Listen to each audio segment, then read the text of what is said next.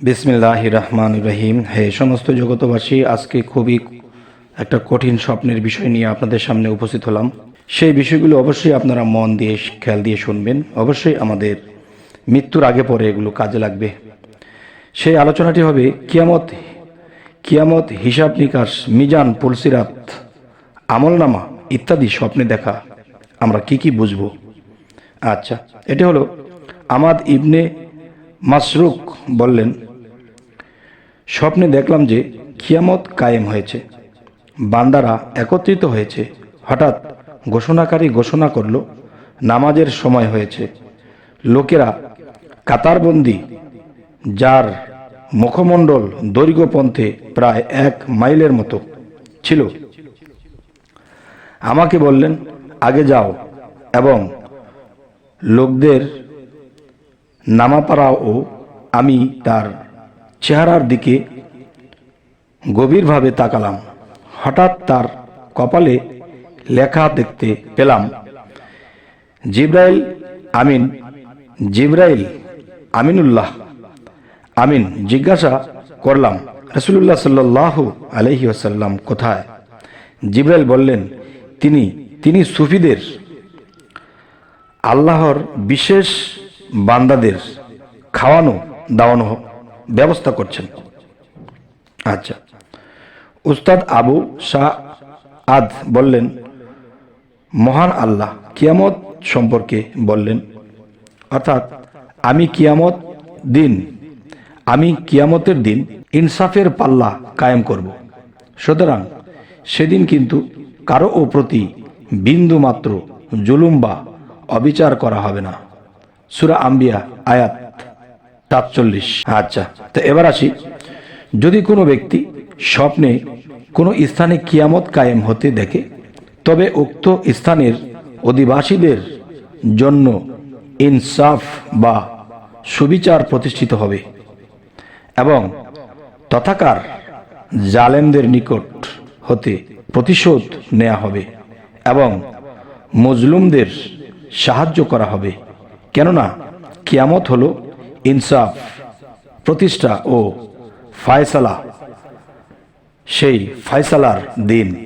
এবার আসি, যদি কোনো ব্যক্তি স্বপ্নে কোনো স্থানে কিয়ামতের কোনো আলামত প্রকাশ পেতে দেখে, যেমন পশ্চিম দিক হতে সূর্য উদিত হওয়ার এবং মাটির নিচ হতে প্রাণী বের হওয়া, দজ্জাল বা ইয়াজুজ মাজুজ ইত্যাদির প্রকাশ ঘটা, আর লোকটি যদি সৎ ও নেককার হয়, তবে উক্ত স্বপ্ন তার জন্য সুসংবাদ বাহক হবে। আর যদি অসৎ এবং বদকার হয় অথবা খারাপ কাজের এরাদাকারী হয়, তবে উক্ত স্বপ্ন তার জন্য সতর্ক ও হুঁশিয়ারি হবে। আচ্ছা, এবার আসি, যদি কোনো ব্যক্তি স্বপ্নে দেখে যে কিয়ামত কায়েম হয়েছে এবং সে মহান আল্লাহর সম্মুখে দণ্ডায়মান রয়েছে, তবে উক্ত স্বপ্ন দ্রুত সত্য এবং সেখানে অতি তাড়াতাড়ি ন্যায় ও ইনসাফের প্রকাশ ঘটবে। আলহামদুলিল্লাহ, সুবহানাল্লাহ। এবার আসি, যদি কোনো ব্যক্তি স্বপ্নে দেখে যে কবর ফেটে গিয়েছে এবং মৃতরা কবর হতে বের হচ্ছে, তবে উক্ত স্বপ্ন ও ন্যায় বিচার প্রতিষ্ঠিত হওয়ার ইঙ্গিত বহন করছে। আচ্ছা, এবার আসি, যদি কোনো ব্যক্তি স্বপ্নে দেখে যে সে কিয়ামতের ময়দানে অবস্থান করছে, তবে উক্ত স্বপ্ন তার জন্য সফর ভ্রমণ অপরিহার্য করে তুলবে। এবার আসি, যদি কোনো ব্যক্তি স্বপ্নে দেখে যে তার একা বা অন্য আর একজনের সাথে হাসর হয়েছে, তবে উক্ত স্বপ্ন ও ইঙ্গিত করছে যে সে একজন জালেম বা অত্যাচারী লোক। যেহেতু মহান আল্লাহ তাআলা বলেন, জালেম দিগকে, গুনাহগার দিগকে এবং তাদের দোষরদিগকে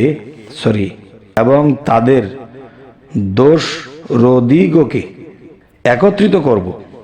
সূরা আস-সাফফাত আয়াত 22। এতেই এই কথাটি বলা হয়েছে। যদি কোনো ব্যক্তি স্বপ্নে দেখে যে শুধুমাত্র তার উপরেই কিয়ামত কায়েম হয়েছে, তবে উক্ত স্বপ্ন তার মৃত্যুর ইঙ্গিত বহন করে। কেননা হাদিস শরীফে আছে, ব্যক্তি মৃত্যুবরণ করল, তার জন্যই তার কিয়ামত কায়েম হলো। এবার আসি, যদি কোনো ব্যক্তি স্বপ্নে দেখে যে কিয়ামত কায়েম হয়েছে এবং তার ভয়াবহ অবস্থা স্বচক্ষে দেখার পর পুনরায় দেখতে পেল যে তা শান্ত হয়েছে এবং পূর্বের স্বাভাবিক অবস্থায় ফিরে আসছে, তবে এটা এমন লোকের পক্ষ হতে আদল ইনসাফের আশা পরেই জুলুম অত্যাচারের ইঙ্গিত করে। যাদের পক্ষ হতে জুলুমের আশা করা যায়নি, কেউ বলেন এ ধরনের স্বপ্ন এ ইঙ্গিত করে যে স্বপ্নদ্রষ্টা গুনাহের ভিতরে লিপ্ত রয়েছে অথবা বরাবর মিথ্যার উপর অটল রয়েছে। যেহেতু মহান আল্লাহ তাআলা বলেন, যদি তারা পুনরায় প্রেরিত হয় দুনিয়ার দিকে, তবুও তারা তাই করবে যা হতে তা দিগকে নিষেধ করা হয়েছিল। অবশ্যই তারা মিথ্যাবাদী। সূরা আল আনআম আয়াত 28। আচ্ছা, এবার আসি, যদি কোনো ব্যক্তি স্বপ্নে দেখে যে সে হিসাব কিতাবের সন্নিকট হয়েছে, তবে এটা তার নেক কাজ হতে অমনোযোগী, গাফেল এবং হক বা সত্য হতে বিমুখ হওয়ার প্রতি ইঙ্গিত করে। যেহেতু মহান আল্লাহ তাআলা বলেন, মানুষের হিসাব কিতাবের সময় কিয়ামত অতি নিকটবর্তী, অথচ তারা বেখবর হয়ে মুখ ফিরিয়ে নিয়েছে। সূরা আম্বিয়া আয়াত 1। আচ্ছা, এবার আসি, যদি কোনো ব্যক্তি স্বপ্নে দেখে যে তার হিসাব কিতাব খুব সহজ করে নেওয়া হয়েছে, তবে এটা তার স্ত্রীর যোগ্যতা সম্পন্ন হওয়ার, এই স্বামীর প্রতি স্নেহ মমতাশীলতা এবং দিন ধর্মের উত্তম হওয়ার প্রতি ইঙ্গিত করে। তবে হে সমস্ত জগতবাসী, আজকে আপনাদের সামনে যেই স্বপ্নের কথাগুলো তুলে ধরলাম, তবে দেখেন, আমরা জীবনে চলার পথে এই স্বপ্নগুলো অবশ্যই আমাদের বোঝা দরকার। তাহলে এই স্বপ্নগুলোর মধ্যে আল্লাহ কিন্তু ইহকাল ও পরকালকে তুলে ধরেছেন। তবে অবশ্যই আমাদের খেয়াল করে চলতে হবে, স্বপ্ন আমাদের বুঝে চলতে হবে, আর না হয় আমরা সামনের দিনগুলো বিপদেই কাটতে পারে। আর বিপদে থাকলে আল্লাহর ইবাদত করা যায় না, সমস্ত কিছুই এলোমেলো হয়ে যায়। তাই বলবো, আজকের পর থেকে আমরা অবশ্যই স্বপ্নের ব্যাখ্যা করে চলবো এবং আমাদের চ্যানেলটির দিকে অবশ্যই আপনারা খেয়াল রাখবেন, যাতে করে আমরা এই স্বপ্নের ব্যাখ্যাগুলো বুঝে বুঝে চলতে পারি।